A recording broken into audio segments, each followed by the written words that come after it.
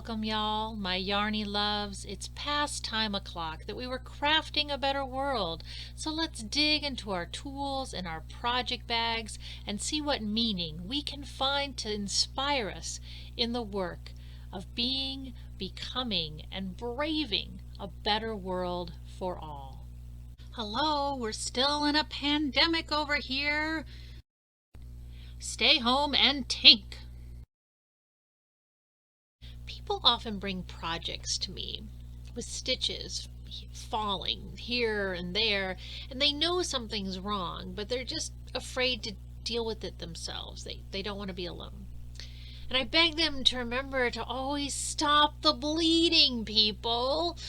With knitting, this means finding something, anything, to put into those live stitches so that they don't keep falling, so that it doesn't get worse. This applies to so much. Not just dropping stitches or actual blood, because many of us aren't very resilient and need to learn survival skills, and not just CPR, which is awesome and necessary, but emotional first aid too. When someone or something is bleeding, we can't get all mired up in who or what went wrong and in whatever situation at first.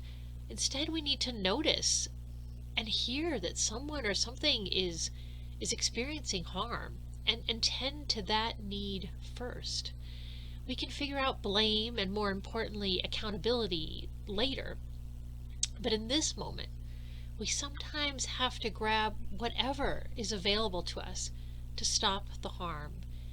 And in relationships and community, sometimes that's just our own ears and taking the time to listen with intention and pay attention.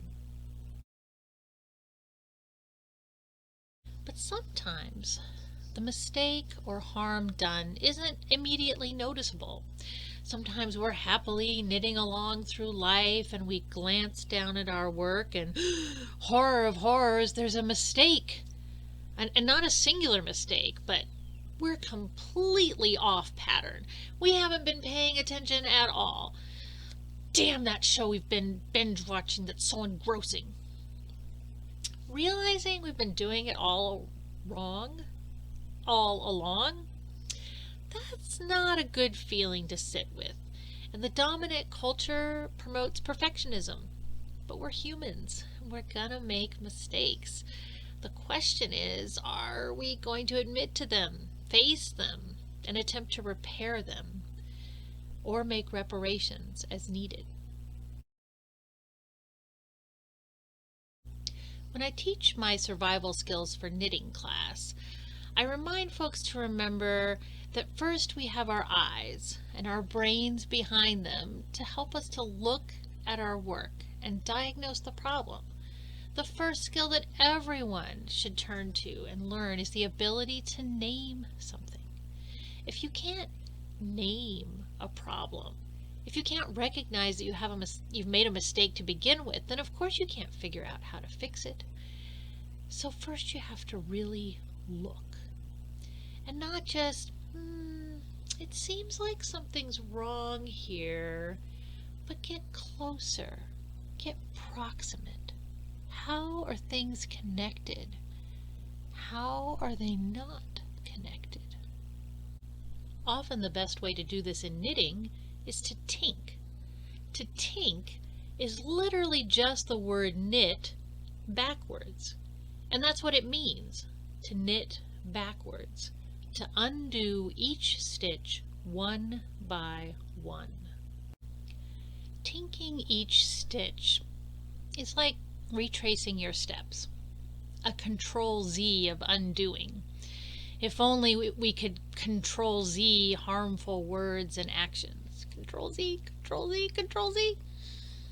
But we can only begin to remedy the negative impacts of harmful stuff when we take the time to actually see that there's a problem and peel back to really see it and understand it. Go back and look for that bump in the road where we fell down. We can't accept responsibility or even begin to repair something if we don't at first recognize a problem even exists. Only when we take the time to tink can we find where we got off pattern, to find where, when, and how trust was broken in a relationship, or that moment we forgot to value someone else as much as ourselves, our own profit, power, or prestige. Tinking a project, a situation, a relationship, it allows us to go back and name the problem, or at least visualize where something's gone wrong. When we take the time to tink, we can sometimes tenderly undo a damage and re-knit the stitches, the relationship, our community, into something stronger and more resilient than ever.